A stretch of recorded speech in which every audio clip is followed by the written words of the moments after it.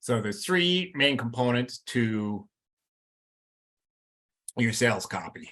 There's the headline or hook, there's the description, and then there's the close. So let's take a look at each section of these. So for your headline, I want you to think kind of like a newspaper headline here. So if I'm showing my age here, if you picked up a newspaper back in the day, there would always be, a bold, short sentence, 4 to 7 words typically, which told you about the topic of the day, but in a bit of a sensationalized way, So, it'd be something like, oh, Biden's lost top secret documents, and you're like, what's going on? And so you read through the article and it's like, oh yeah, he left them in the recliner in his living room. Oh, well, okay, well, I mean, it's not that big a deal, but the headline grabs your attention, right? But don't make it clickbaity. And what I mean by that is whatever's in your description, the headline and the description have to match, right? So if I started off with Biden lost top secret documents, and then I talk about the Department of Defense and blah, blah, blah, blah, blah, Department of Defense, blah, blah, blah, blah, blah, and never really get back to Biden, then the reader is going to get annoyed. They're going to be like, well, what the, I thought this was about Biden. Like you got mentioned like one time here in this whole, like, what the heck, right? You just annoy them. And you see that with like clickbait articles all the time. They throw some really juicy line. You go clicking through it, and you're like, are they ever going to get to this thing, right? So the headline and the description have to, align. But you want something juicy, just like on a newspaper, headline, where it's got that hook to grab your attention and make you want to know more. Your headline should be short, succinct, and compelling. You're talking like one line, maybe 2. Generally, I would advise away from 2 unless for some reason you really need 2, and only 2 if it's like really strong, right? You're better off with just one line because you want to make it short and snappy. You want to just grab their attention as quickly as possible and hook them into reading some more. And you're actually going to put this top line in bold or in a small header font. And I say a small header font, I'm talking like header 4, 5, or 6, probably 5 or 6. Something that's just a little bit larger than the regular text, because I'm going to show you, but a big headline like, H1 or H2 kind of headlines, it will actually bump everything else off the screen on Amazon. So let me show you. So here's an example. So I'm guessing this is probably like headline 4 size here. But he's still got one line of text before the read more. So if you make this, too big, it's going to suck up the whole space, and that's the only thing people are going to see, which, preferably you want them to see at least the first paragraph of the description. So, and you can see here, I went looking for books on copywriting because I figure nobody should have better copyright than books on copywriting. However, ironically, this is Amazon. And so I found a lot of them that did stuff wrong. So we're going to look at some of those too. But yeah, you can see here, this is, bolder, stands out, and then, the regular text underneath. Here's an example of it just in bold. And this is what you'll see on Amazon most of the time. It's just bolded. And then you get, it's a little bit more, it's still the first paragraph, but now there's a larger first paragraph that's showing up here before the read more button. Okay, so with the headline or hook, you want to be clear.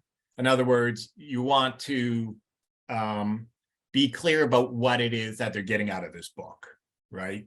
So you want to make it clear So if for like a fiction book, and we'll talk about this in a bit, but in a fiction book, the premise or the central twist about it, or in a nonfiction book, you're talking generally about the solution to the problem. How, you know, you're going to give them a solution to their problem, right? Now you can be clever if you can write really something smart and snappy, that's even better, but not at the expense of clarity. Don't get so clever that it's not clear what this book is about immediately. And as I say, yeah, for fiction books, central premise or any twist of the book, and nonfiction, what is your solution to their pain point? Right? So what is it that they're struggling with, that they're looking for your book in the first place, and the solution that you're giving them? You don't have to spell out the solution, but just that this is the solution. So here's another example here. It's a fiction book. Now, in this case, you know, they had an award, so they put the award up top, and that's okay. But if you're going to put something like this on top, then you want your headline right underneath. So, you know, here's their headline here from Taylor Jenkins Reid, so a named author. A genius when it comes to stories about life and love from Redbook. So this is a quote from a noted source. Comes an unforgettable and sweeping novel about one classic film actress's relentless rise to the top, the risks she took, the loves she lost, and the long-standing secrets the public could never imagine. So, you know, I mean, because this is one of the best-selling. This is #4 on Amazon overall. So this is a huge selling book. You know, you're not probably going to have an award like this to put on. You're not a named author, and you may not have a quote like this.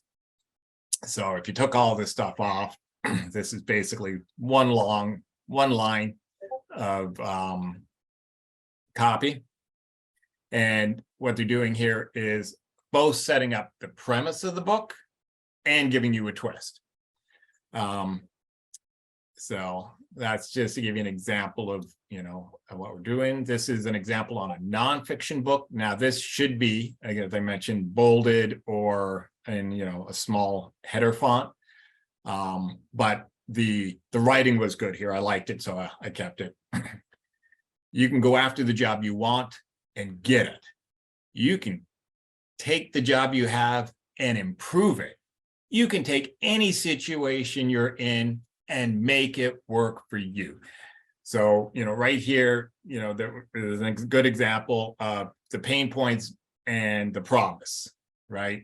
So they're kind of showing you what the promise is that you're going to get from reading this book.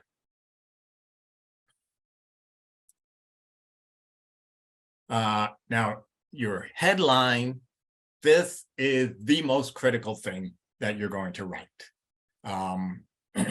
And so, you know, I suggest you take your time with it, because not only are you going to use it as a headline on your book, but if you're doing an Amazon ad, for example, or a Facebook ad or something, you will almost certainly use the same headline for those as well. So if you got a really good one, it's going to, you know, you can use it over and over in all different things. So don't just write out the first thing you think of. Take your time with it. Write out a bunch of them, you know, just brainstorm a whole bunch, 10 to 20 of them.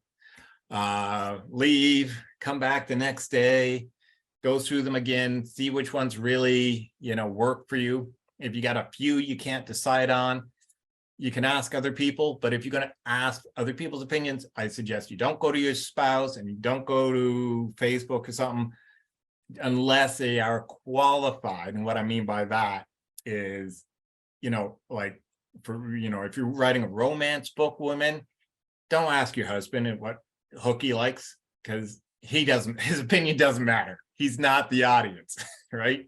Ask somebody who is your audience. So if you got a girlfriend who reads romance books, put them past her. Put them past somebody who is your audience, because the ones that tweaks their interest the most is the one you want to use. But yeah, buying 2 or 3 ones that really you think are the best ones you got. And you can swap them out if you really can't decide which one might be better. You can use one month and then the next month just change it and put the other one on and see if anything happens, if you see any increase in sales or not. You can certainly do that.